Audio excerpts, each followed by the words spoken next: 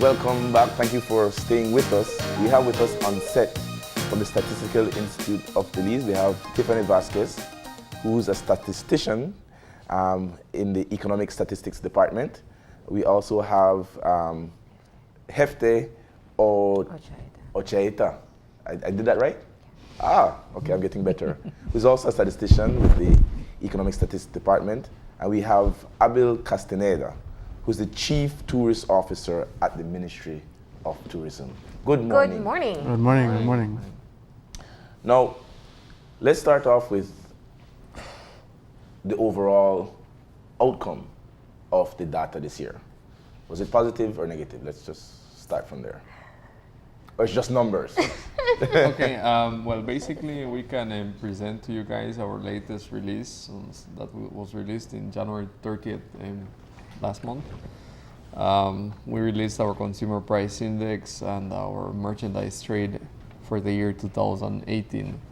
When we look at the consumer price index, we are basically considering a basket of goods that is composed of 260 items that we obtained from our household expenditure survey of 2008. And basically each month we go across all the country in most urban areas, with the exception of San Pedro and Penqueviejo, to collect prices, approximately about 8,000 prices. And then we construct the CPI utilizing these prices. Consumer pricing index. The consumer price index, which is basically a statistic, an estimate that measures inflation, the average change in the prices of this basket of goods. So whenever the CPI increases, then it means that the inflation rate also goes up. And basically, in average, it's telling you that prices went up when it increases, and when it decreases, it's telling you that prices went down. So remember that, as I said earlier, this consumer price index was constructed utilizing the 2008 household budget survey, household expenditure survey, sorry. So it's in average what was spent in Belize during that year by households. So what we see for the year 2018 overall, the total year, that prices only increased marginally by 0.3%. So that means that if a household spent $100 in 2017 in their budget, then in 2018 they only spent $100.30 in their budget. When we isolate December, we saw a marginal decrease in prices of basically 0.1%, mainly due to a reduction in transportation costs of 5.2%. That was observed as we had substantial decrease in airfares and also the purchase of new motor vehicles. But this was also, we saw increases in this category. Fuel went up by 2.6%, mainly due to diesel increase. And even though there was an increase of 11% in diesel fuel, it was reduced because of a reduction in regular prices, which fell by 5.3%. That's for the entire year, or just for the month of December? For the month of December only. The entire year I would have had to, where I'm going to be releasing in our press conference, upcoming press conference, I think it's the 28th of March. Mm-hmm. We're going to be releasing a report, an annual report, which will basically go in detail of what happened throughout the year for the inflation, for the merchandise trade, and for the gross domestic product. So right now I can only speak about what happened in December in detail. So again, the housing and utilities category and other fuels that went up by 1.6%, mainly due to an increase in rental prices, which was observed in Orange Walk, San Ignacio, and Punta Gorda, and also an increase in the butane prices, which rose by 17.7%. Can I just jump in here? Sorry, because yes. I think one of the things that needs to be clarified is just how this data is collected. For example, how do you know rent prices change? We know butane prices and fuel prices, but how do you know these the other data that you've collected? Where do you get it from? Okay, basically we collect our prices from different establishments in the country, in the different municipalities I mentioned, with the exception of San Pedro and Benqueviejo. So we already have our target list, if you want to say, from where we're going to collect a series of products. Mm-hmm. So rental prices are mostly collected from different household units that are paying rent. Mm-hmm. And we have maintained the list for a series of years since we have been collecting. So you keep on monitoring the same house? Exactly. So we are comparing basically the same similar type of houses across period to period. Mm-hmm. Okay? So our rental prices are... And it's the same with your vehicles that you're exactly. talking about? Our vehicle prices will be we'll be looking at the model of a vehicle from one period to the next period. We cannot really change the models and compare, because then you're comparing apples with pears, and that's not acceptable. Mm-hmm. So yeah. The one that sticks out for me is the decrease in transportation to 5.2%. I just can't wrap my head around it. That's one that people are it just confused about. Well, paradox. Like I mentioned to you, right, this was mainly due to airfare, international airfares. Yeah. In the household expenditure survey, this was one of the major components that was reported by household spending in international airfares. So it has a significant weight that can influence the overall transport index. Jefte, can we talk about what all is within the transportation category so we can better understand why there's a decrease? Because when we think about transport, we think about fuel. Yeah. That's it. And we've just been battling high prices for a while. The transportation index has several subcategories. Mm-hmm. One of those are passenger services. And then taxis. No, passenger services include taxis, boat services, and airfares. So that's all land, sea, and air. Yeah. And then also you would have another subcategory, which is fuel and lubricants, which includes your fuels, your regulars, your diesels, and your premiums, and lubricants like oils and stuff like that. And then you have also what is called spare components and replacements. So like car parts? Car parts and vehicle parts in overall, not just cars, because they're thinking also about other types of vehicles. Yeah. And we have another subsection also, but I can't recall what's it. But just for you to understand, it's different sections that compose the overall transport index.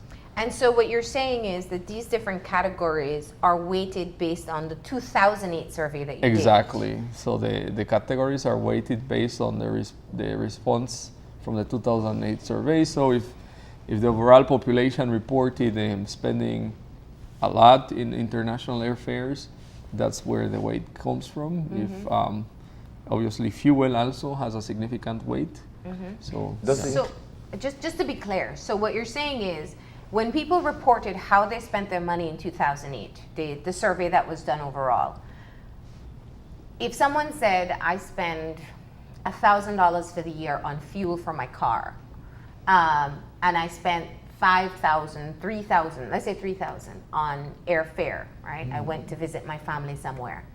That's why that has more weight in that category. Well, it's versus fuel? Because you're taking into consideration not only one person, you're taking into consideration the entire population of Belize that responded to the survey. So when everything is globalized to the population and you take into account all the costs and expenditures that were reported, then this category is the one that it comes out with a higher monetary value. Mm-hmm. So it gets a higher weight, not only in the overall category, but overall all prices reported and all products reported. So that's more or less, in a nutshell, how the weights are derived. The purpose, what is the purpose of that category? Because I'm probably not understanding it properly, but adding in international airfare when I don't know, and maybe I should also ask, what's the purpose of that category? And two, does the inclusion of international airfares kind of displace or distort the true picture of what transportation is? No, And it's not. And three, what percentage of our population or those surveyed actually traveled? Okay, just to answer to you, what we do is basically we follow a format of the international standards. So the classification that we utilize is called COICOP, which I think is short for Consumer Price Products Indicators. So this is a category that we file according to the United Nations Statistical Division. And that's the category that details how expenditure should be broken down in a country. Even if it doesn't. So it's a global measurement. No, it's not a global measurement. It's a global tool? Global category. It's a category of international comparison, because then at the end of the day, our statistics, we would want to compare the data with some other country. So it has to have some international standards that we have to follow. So, but do you concede that it sort of distorts? For the average Belizeans, you look at them and it affects the credibility of the report. Well, the For thing the average is, Belizean, that transportation went down. No, because by 5%. No, but they look at you and laugh. No, but when I mentioned to you also that the fuel and lubricants category just has a marginal increase of 2.6%.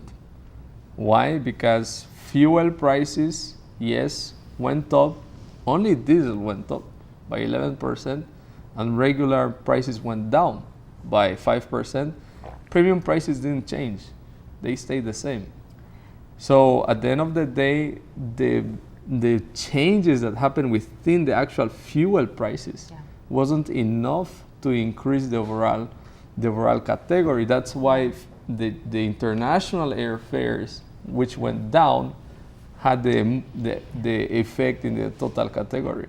That does add some clarity, and remembering as well that it is only a December model where we didn't see that many fluctuations in prices. Exactly. So if it were already high and it stayed high, there's not a decrease in terms of the cost of fuel. It kind of just remains about the same. Yeah, we're comparing December 2018 to December 2017, so that's the other clarity. I do want to dive into the international numbers, though, and that's why we do have Mr. Castañeda here, so that we can talk about what this means. I think what Kevin is looking at is how the average person travels and what what that means. But beyond that, that also has impact on tourism and also some of the imports that we have as well. Can you talk about it more? Right. So, well, the data from the CPI is obviously very important. From, we deal more with policy at the ministry, and looking at what does it take for not only travelers to come in, but for Belizeans to travel within the country and also going outside.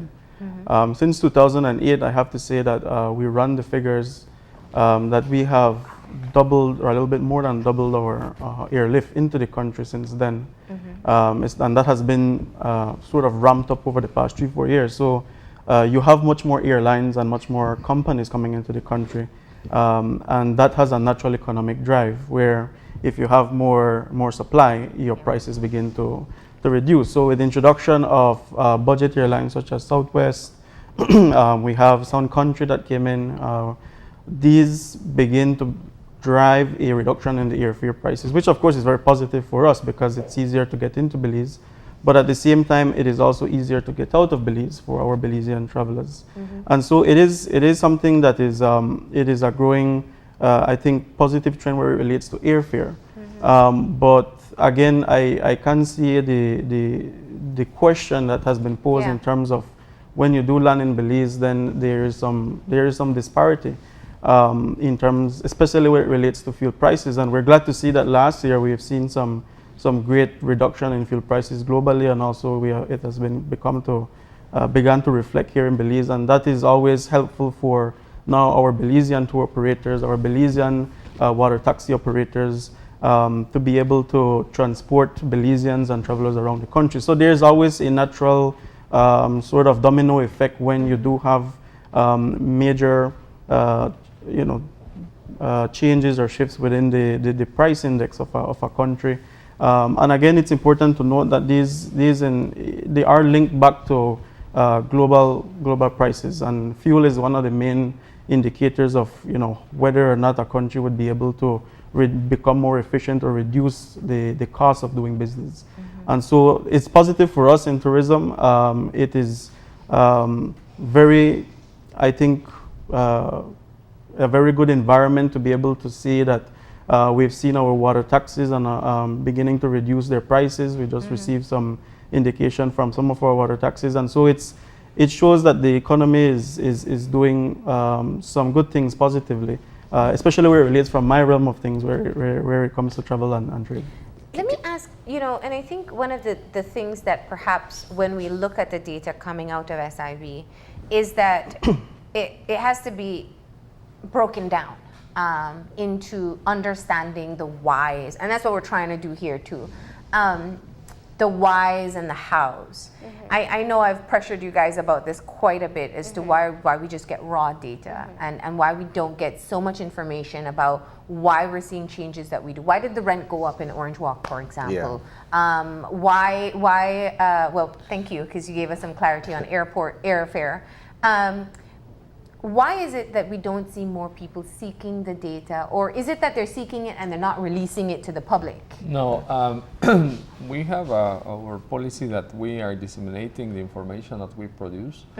So our mandate, basically, we produce the information for the general public to utilize, and because of constraints, we cannot invest most of our time in preparing research papers, which would have probably enlightened the public. Yes.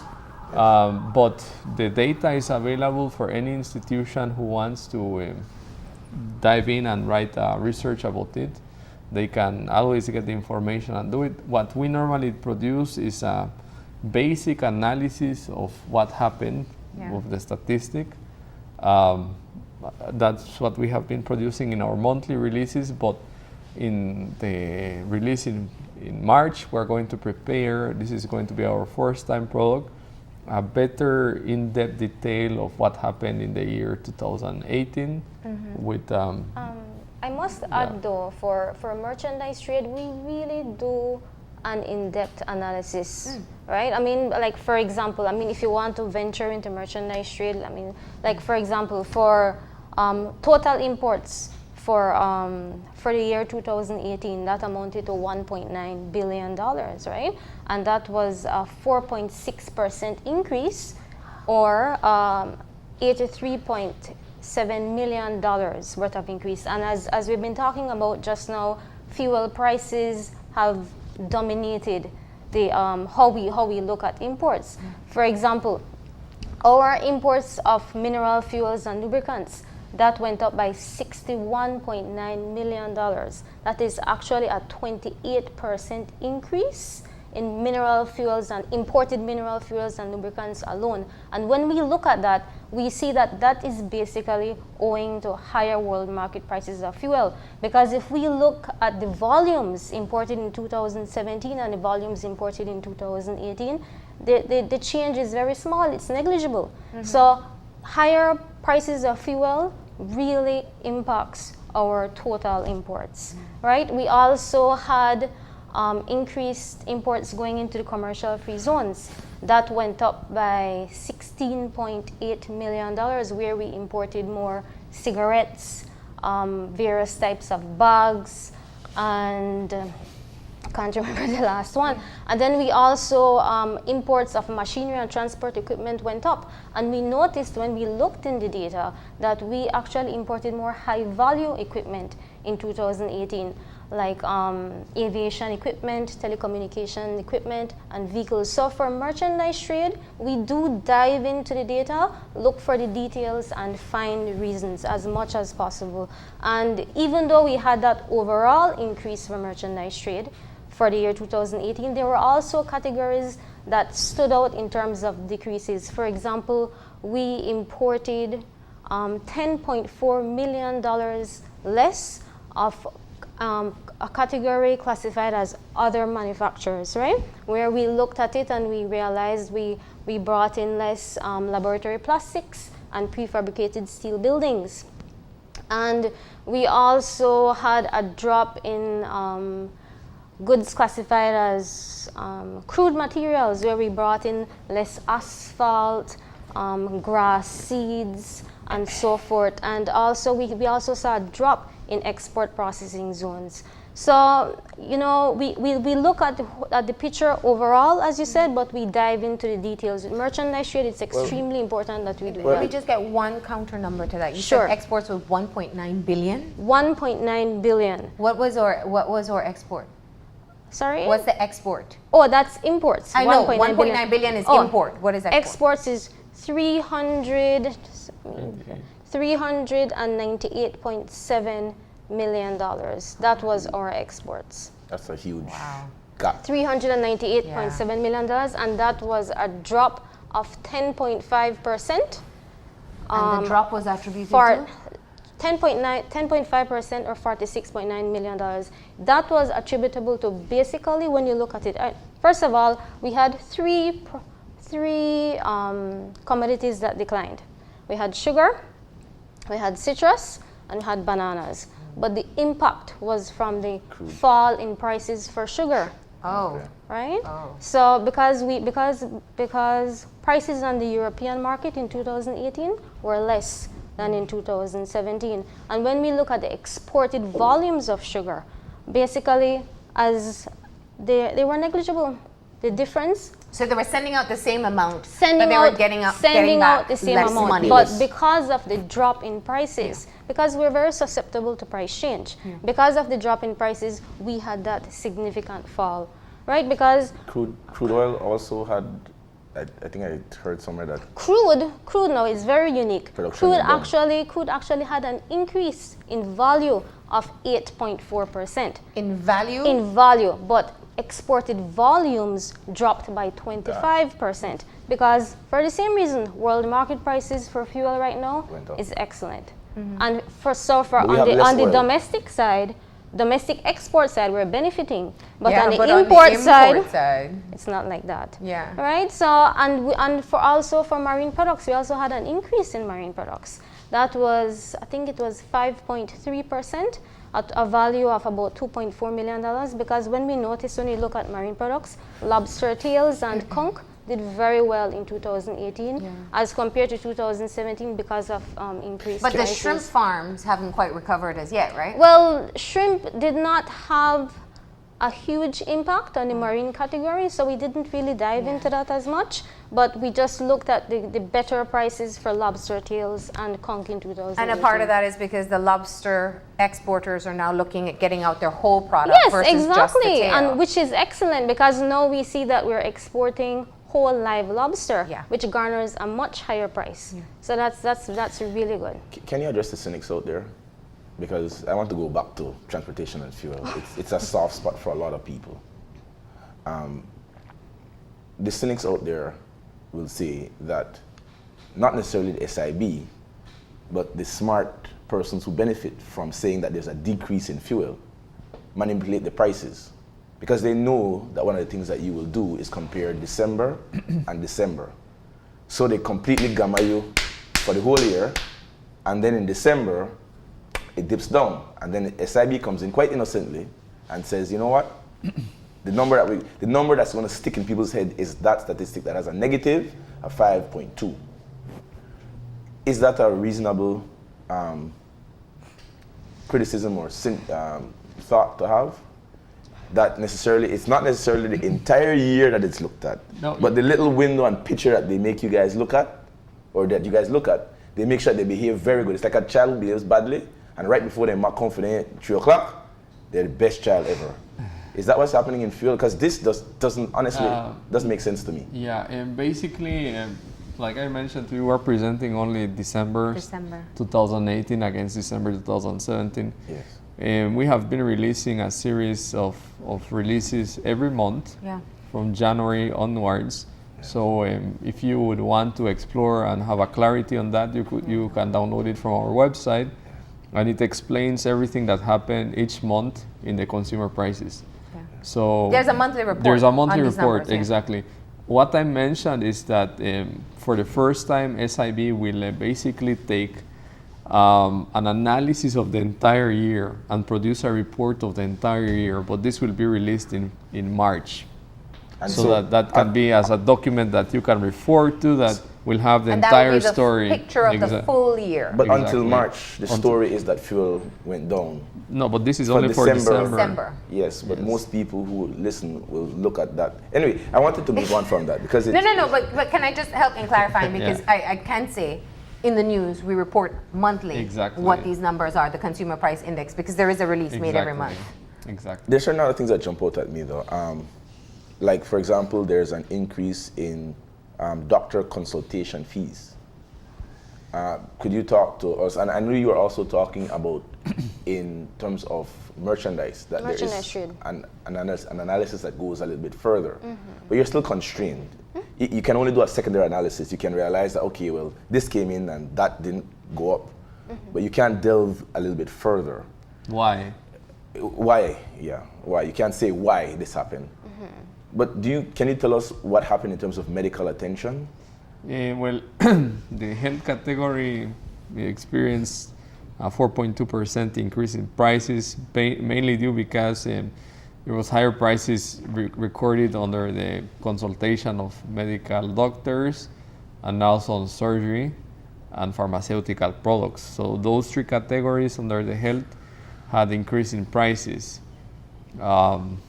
We saw that Punta Gorda, for instance, reported higher prices in consultation and pharmaceutical products. So that's more or less what we see in our data.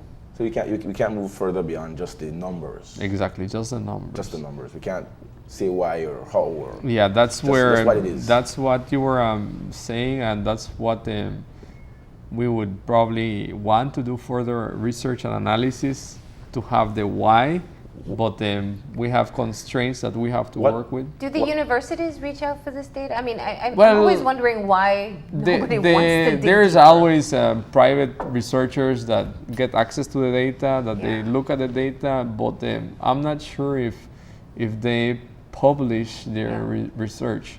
And that's probably something that needs to be encouraged to do by the general citizens, to publish whatever research they do with the statistical data produced by the country. Let me ask you something that goes beyond your pay scale. So that I cannot answer. That's why I preface it that way. What more would we need to be able to have that capacity? We need to hire 5 more people. What more do we need to be able to go there? Because one of the things about the difference between a private person getting the data and the SIB is that I would trust the SIB a little bit more, because somebody who does it privately surely has a contract or interest to serve. But what I mentioned so is the integrity of it is important. What I mentioned is that our data is accessible for anyone who wants it. Absolutely. To do the research. Absolutely. So we do our analysis, our research to write our analysis, but it's not as detailed as maybe you would like. But that type of analysis in detail, many researchers utilize our data to do those kinds of research. It is actually encouraged. Yeah. Our data dissemination section actually encourages researchers to come in and look at the data. So SIB has been helping us in tourism collecting data for quite some time now, but we similarly face the same limitations to the questions and we have in many areas of tourism, because with what we report is, what happens in Cayo district, what happens generally, but we don't have the answers to the whys and to the how comes and that time. So one part of the discussion that we wanted to have this morning is an initiative of the Ministry of Tourism along with SIB in trying to answer some questions that have been plaguing us for quite some time. Because what it takes, and at least from our experience, is it takes a lot of time and resources to develop the statistical models, the modules to actually lift up the data. And we've gone through it for the past, 1 year and a half, 2 years now, in putting together a system that we can put out there to collect one type of data. And so from our point, what we wanted to really look at this morning is an initiative that we're doing with the SIB in a domestic tourism survey.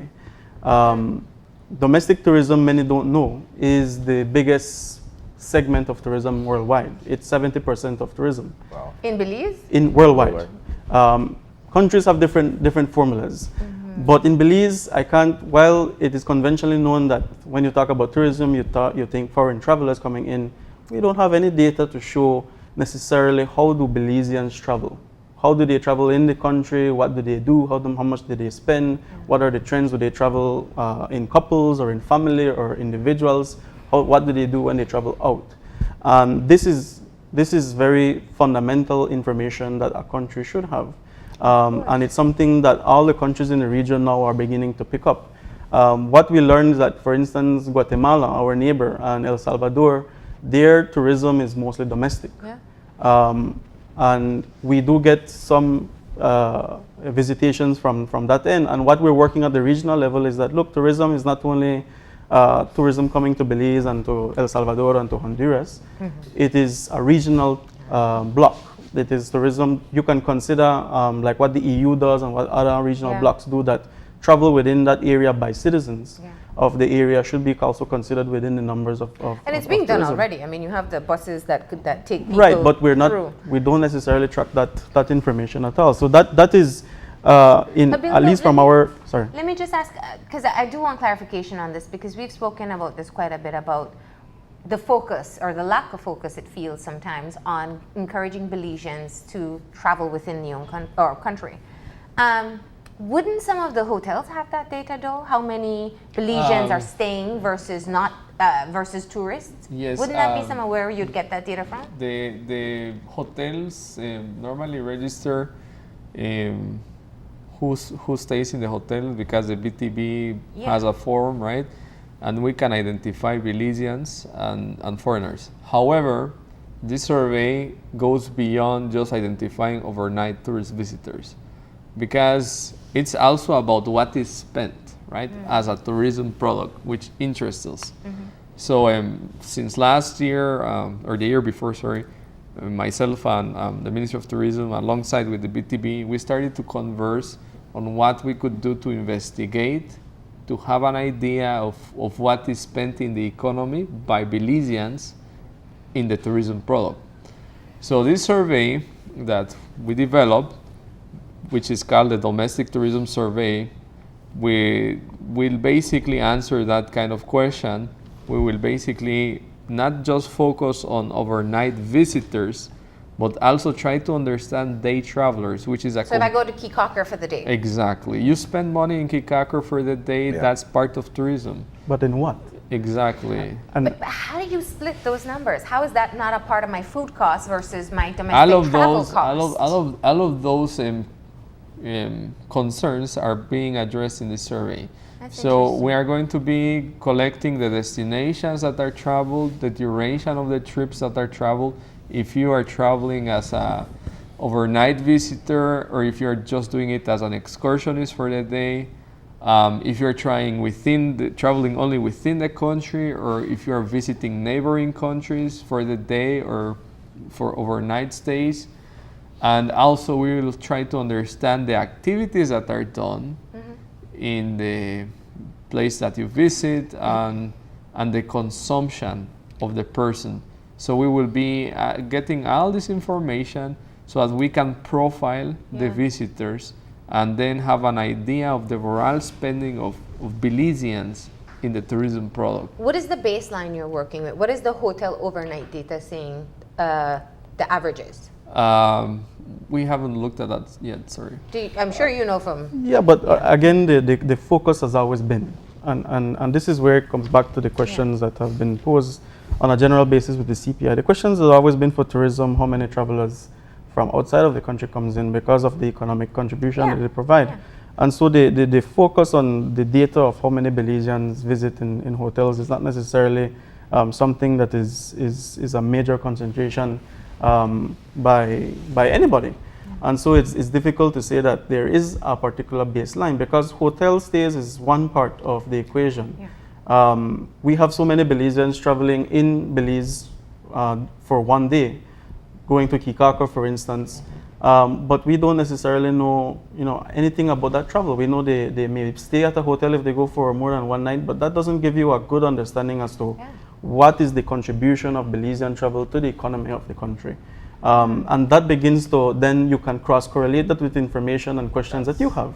CPI, if the CPI increases, as Jefte mentioned, your inflation goes up, means discretionary income goes down in some ways, some right? of the luxuries like Which moving means around. some of the luxuries like moving around also will have some changes. So this particular survey is our baseline. This is developing the real baseline for domestic tourism in the country.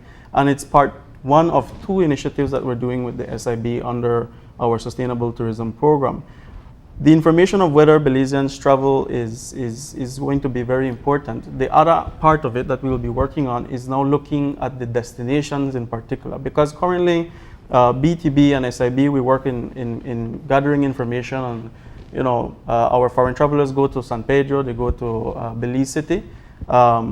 There's in our statistics that they go to Cayo District, but where do they go in the Cayo District? What do they do in the Cayo District? That begins to be a little bit more of a difficult question to answer. So the second part of the initiative after we're finished with domestic is to actually do more detailed surveys of our foreign visitors, understanding their trends and their tendencies within the destination. So you're trying to find your whys. But at the more detail level, because with the information that we have right now, it is very useful and effective in developing marketing campaigns for foreigners to come to Belize. But when we have to answer the question of where in Belize, it becomes a little bit more of a, even our stakeholders have mentioned it, becomes an issue of disparity, because some of our stakeholders believe that we market much more, for instance, the Barrier Reef and the islands and all of that, and not.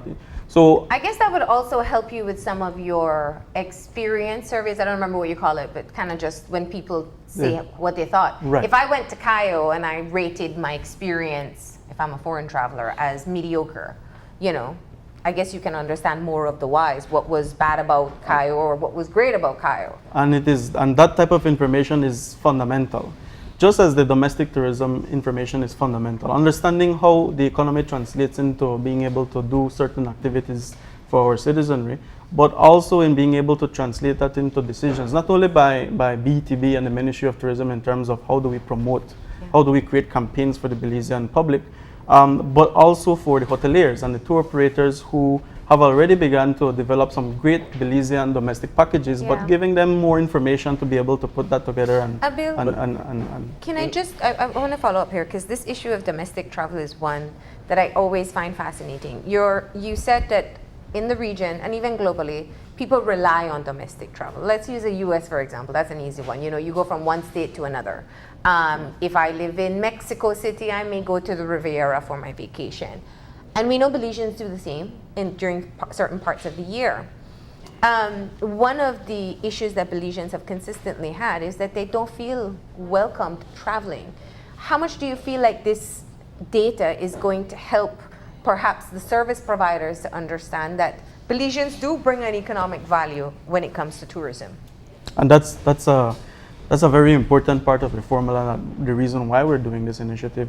The data just isn't there. Yes, the hotels may know how many Belizeans are staying there, but it's not only those that are staying in hotels go to eat at the restaurants. You go around and people from everywhere come and eat at the restaurants, for instance, and that's usually where a lot of the maybe concerns exist in the way you're treated, as at least from what we have heard over the years. So having data is fundamental, and not having data makes it very difficult. It leaves too much in the area of subjectivity for us to determine, whether or not we should change a little product here and there.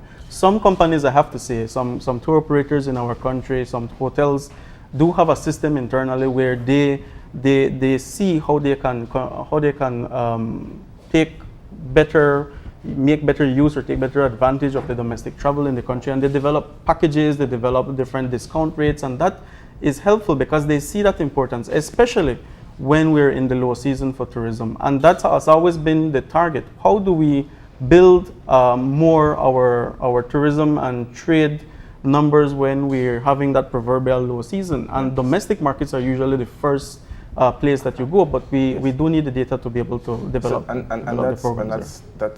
That's the concern, because and it's very refreshing that the Ministry of Tourism is looking at that, and I feel very good and warm that that's where we're going.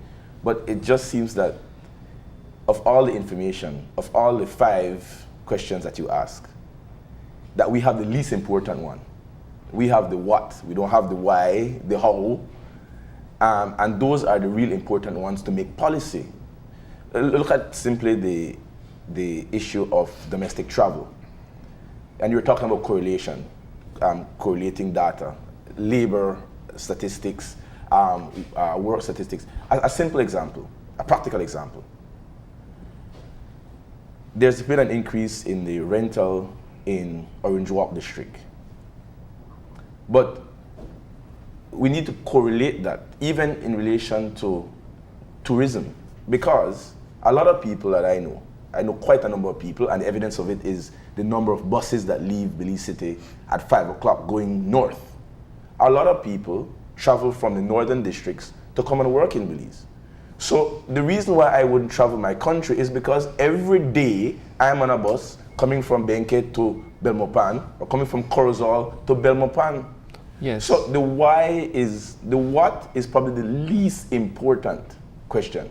Developing these modules to explain to Belizeans in a credible way where we're going and what we need to change and what policies we need to implement is far more important.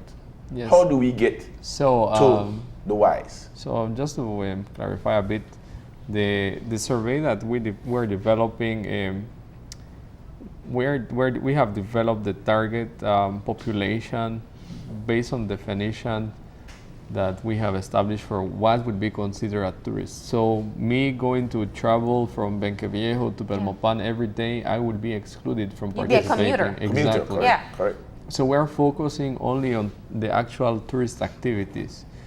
In this survey, we are capturing information that can answer the why Belizeans are traveling to San Pedro, why Belizeans are traveling to Kikakor, why Belizeans are traveling to any place of the country or outside of the country.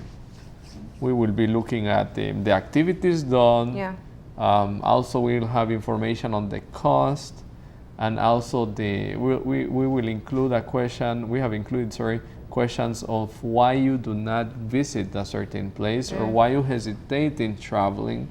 So those kinds of questions are So already... what you're saying is the more information you gather, the more the why becomes clearer. Exactly. But this is an exclusive partnership between on the domestic travel with the Ministry of Tourism and Civil Aviation and SIB. Yes, so this will answer and help the ministry and SIB answer the why in tourism, why tourism is so important for the country. Well, it is at this point still our top income earner, and we have to acknowledge that. So if you're looking at some clear picture of it, it's very much important. Yes, guys, we're completely out of time, I gotta say. Wow. So I do want to say thank you for coming in and being able to share some of the information that you have here.